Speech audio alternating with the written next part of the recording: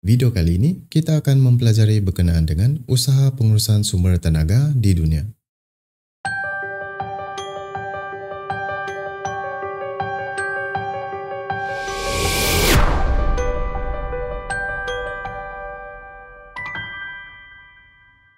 Hai semua, bertemu lagi bersama dengan Cikgu di dalam video PDPR dan Cikgu ucapkan terima kasih kerana memilih video Cikgu ini sebagai video pembelajaran anda di rumah.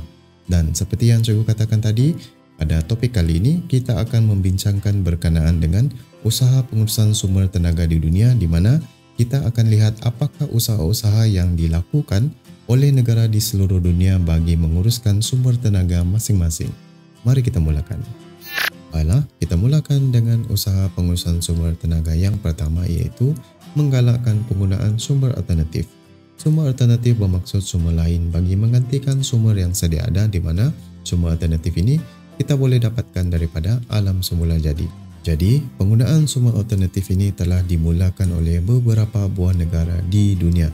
Antaranya yang kita boleh jadikan sebagai contoh ialah negara China dan juga Australia, di mana negara China telah memulakan pembinaan kawasan ladang anginnya yang terbesar di dunia, iaitu di Jiuquan, China. Manakala Australia pula mempunyai ladang solar yang terbesar di dunia bagi menjana tenaga berasaskan kepada sumber alam semula jadi. Penggunaan tenaga boleh baru ini boleh mengelakkan kebergantungan terhadap sumber tenaga petroleum dan gas asli. Malahan, lebih mesra alam dan tidak akan menjejaskan alam sekitar. Untuk usaha pengurusan sumber tenaga yang kedua pula ialah membuat penyelidikan dan pembangunan, di mana penyelidikan dan pembangunan ini dilakukan bagi mendapatkan sumber tenaga alternatif. Di negara kita Malaysia pula, penyelidikan dan pembangunan ini telah dijalankan oleh beberapa buah agensi kerajaan. Antaranya Lembaga Minyak Sawit Malaysia ataupun MPOB dengan usaha sama Universiti Tsinghua China telah menjalankan R&D bagi menghasilkan bahan bakar biodiesel daripada minyak kelapa sawit. Manakala negara Jepun juga menyediakan peruntukan yang tinggi bagi saintis mereka menjalankan penyelidikan terhadap tenaga baharu. Usaha pengurusan sumber tenaga yang ketiga pula ialah menguat kuasa undang-undang, di mana melalui usaha ini, akta dan undang-undang yang tegas perlu digubal dan dipraktikkan untuk memastikan pengurusan sumber yang berkesan. Sebagai contohnya, pihak perundangan Amerika Syarikat telah mengenakan tindakan undang-undang dan denda sebanyak $18.7 bilion kepada syarikat British Petroleum kerana menyebabkan pencemaran. Di Malaysia pula, Akta Kualiti Alam Sekitar 1974 telah digubal bagi menjaga persekitaran alam sekitar daripada terus tercemar. Bagi usaha pengurusan sumber tenaga yang keempat pula ialah melaksanakan dasar kerajaan, di mana dasar yang diwujudkan ini dapat membantu menangani isu-isu berkaitan dengan alam sekitar.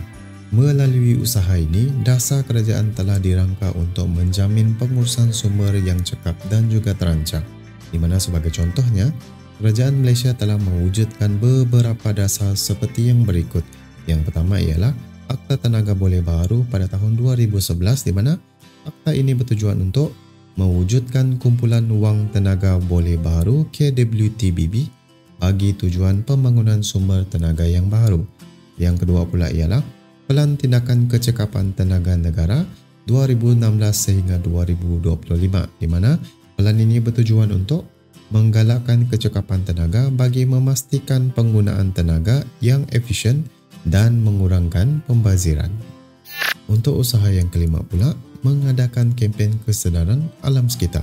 Kempen kesedaran ini adalah bertujuan untuk mendidik masyarakat sekeliling tentang kepentingan penjagaan alam sekitar. Melalui usaha ini, pelaksanaan kempen kesedaran kepada pengusaha kilang, orang ramai dan generasi muda adalah penting bagi meningkatkan kesedaran mereka tentang penjimatan sumber tenaga.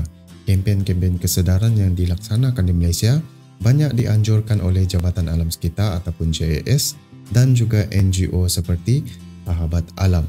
Kempen ini boleh dilaksanakan melalui media-media massa seperti radio, televisyen, surat khabar, poster dan melalui media sosial seperti Facebook, Instagram, Telegram dan lain-lain.